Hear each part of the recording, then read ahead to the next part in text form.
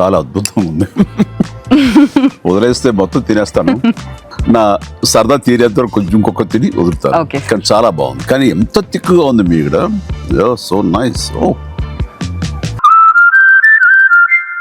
Sir, ఇక్కడ భారతదేశం మిత్రదేశం అని అంటూనే అధ్యక్షుడు ట్రంప్ 25% సుంకాలు విధించడానికి కారణం ఏమై ఉండొచ్చు సార్? అంటే అదే మిత్రదేశం అంటే ఆయన బాధ ఏంటంటే మనం బ్రిక్స్లో భాగమయ్యేందుకు ఆయనకు వ్యతిరేకత. బ్రిక్స్లో మనం భాగం ఎందుకు అయ్యాము అర్థం కావాల్సింది ఏంటంటే అమెరికా అనుసరిస్తున్న ఏకపక్ష ధోరణుల వల్లనే ప్రపంచంలో గ్లోబల్ సౌత్ అంటారు.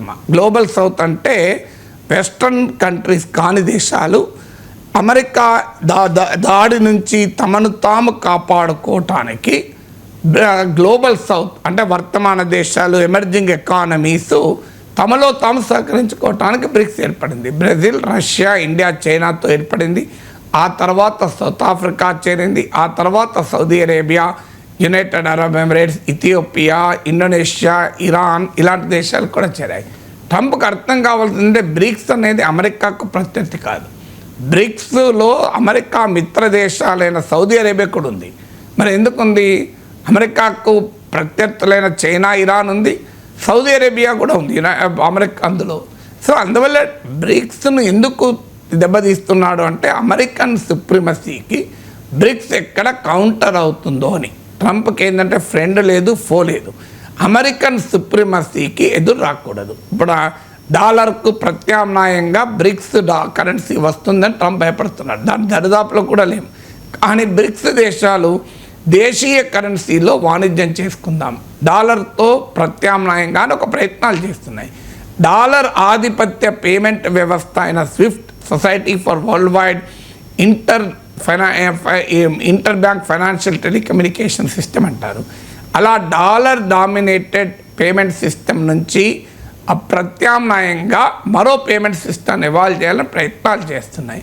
ఇవన్నీ ట్రంప్కు నచ్చడం లేదంటే అమెరికన్ ఆధిపత్యానికి, అమెరికన్ సుప్రిమసీకి ఏ రకమైన సవాల్ ఎదుర్కాకూడదు అనేది ట్రంప్ ఆలోచన. ఇక ఒకవైపు ఫ్రెండ్ అంటూనే ఎందుకు చేస్తున్నాడు? ఇండియాతో ఒక ట్రేడ్ డీల్ కుదుర్చుకోవటానికి అమెరికా, భారత్లు చర్చలు జరుపుతున్నాయి. ఈ ట్రేడ్ డీల్ అయిపోయింది అని కూడా ట్రంప్ అనేకసార్లు క్లెయిమ్ చేశాడు. కానీ నిన్న టారిఫ్లతో అర్థమైంది అంటే ట్రేడ్ డీల్ ఇంకా కుదరలేదు అని. ట్రేడ్ డీల్ ఎందుకు కుదరడం లేదు అంటే అమెరికా అగ్రికల్చర్ అండ్ డైరీ ఎక్స్పోర్ట్స్కు ఇండియాలో మార్కెట్ తెరవాలి అన్నది ట్రంప్ వాదన. కానీ ఇది భారతదేశం అంగీకరించడానికి సిద్ధంగా లేదు.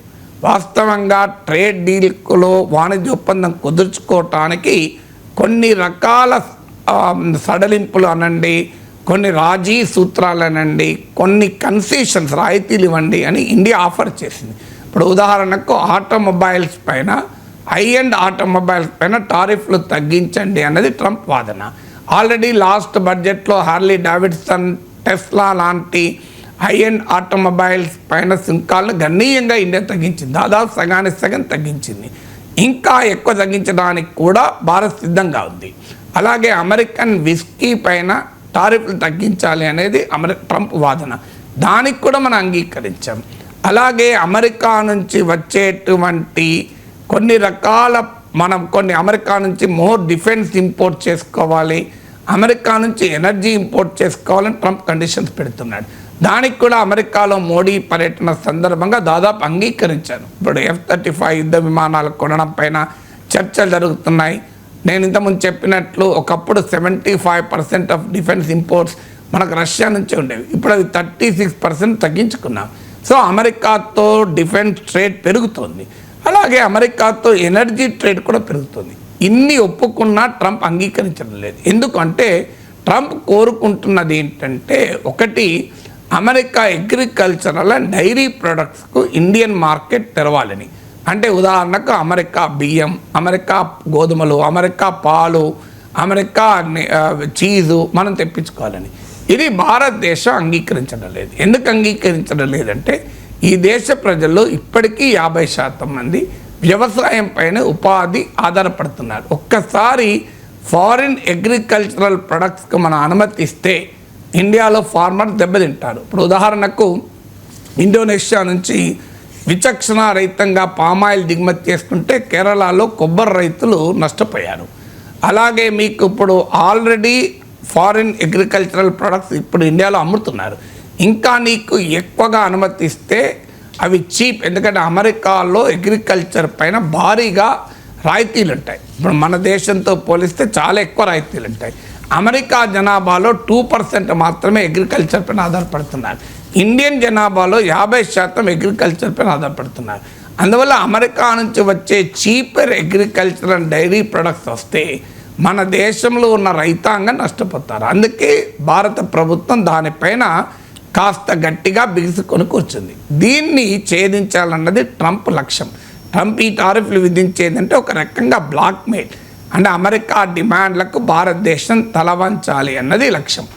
ఎందుకు ఇప్పుడు ఇంకొక కారణం కూడా ఏంటంటే అమెరికా ఆల్రెడీ ఇండోనేషియాతో, జపాన్తో, వియత్నాంతో, ఫిలిప్పీన్స్తో వాణిజ్య ఒప్పందాలు కుదుర్చుకున్నాయి. ఇవన్నీ కూడా ఏకపక్ష ఒప్పందాలు కుదుర్చుకున్నాయి. ఇప్పుడు ఉదాహరణకు జపాన్ చాలా కాలంగా తన రైస్ మార్కెట్లోకి ఇతర దేశాలని ఎలో చేయలేదు. ఎందుకంటే జపాన్ రైస్ ప్రొడ్యూసింగ్ కంట్రీ కనుక రైస్ ఇంపోర్ట్స్ని ఎలో చేయలేదు. కానీ ఇప్పుడు జపాన్తో ట్రంప్ బలవంతాన బెదిరించి కుదుర్చుకున్న ఒప్పందం ద్వారా జపాన్ ఇంపోర్ట్ చేసుకునే అమెరికన్ రైస్ 75% పెరగబోతోంది.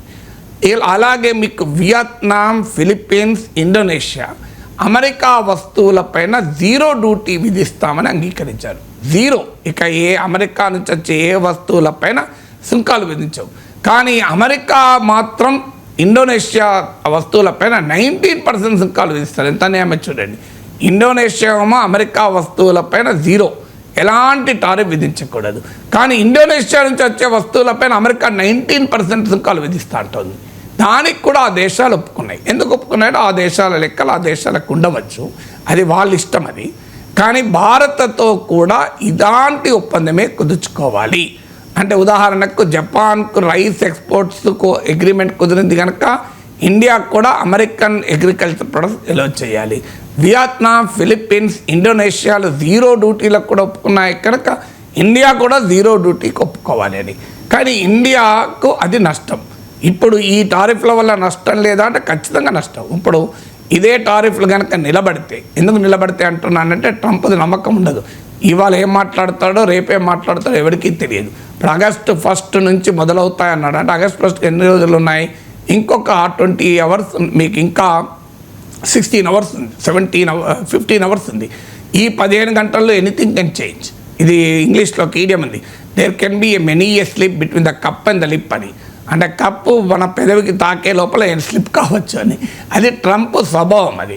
కానీ ఈ సుంకాలే ఉంటే ఖచ్చితంగా కొన్ని ఇండియన్ ఎక్స్పోర్ట్ నష్టపోతాయి. ఉదాహరణకు ఆటోమొబైల్స్, టెక్స్టైల్స్, అలాగే జెమ్స్ అండ్ జ్యువెలరీ, ఫార్మాసిటికల్స్, ఈ ఎగుమతులు దెబ్బతింటాయి అమెరికాకు. మనం అయితే ఇండియన్ ఎక్స్పోర్ట్ దెబ్బతినడమే కాదు, అమెరికన్ కన్జ్యూమర్స్ కూడా ఇవి కాస్ట్లీ అవుతాయి. ఇప్పుడు అమెరికాలో అమ్మే యాపిల్ ఫోన్లలో గణనీయమైన భాగం ఇండియాలో తయారవుతున్నాయి. అలాగే అమెరికాలో ఉండే ఆండ్రాయిడ్ మిడ్ రేంజ్ ఫోన్లు చాలా ఇండియాలో తయారవుతున్నాయి. ఈ మధ్య కాలంలో భారత ప్రభుత్వం production linked insurance scheme PLI అమలు చేశాక ఇండియాలో మొబైల్ ఫోన్ మ్యానుఫ్యాక్చరింగ్ చాలా పెరిగింది. ఇండియన్ ఎలక్ట్రానిక్స్ ఎగుమతులు అమెరికాకు ఎగుమతి చేస్తుంది.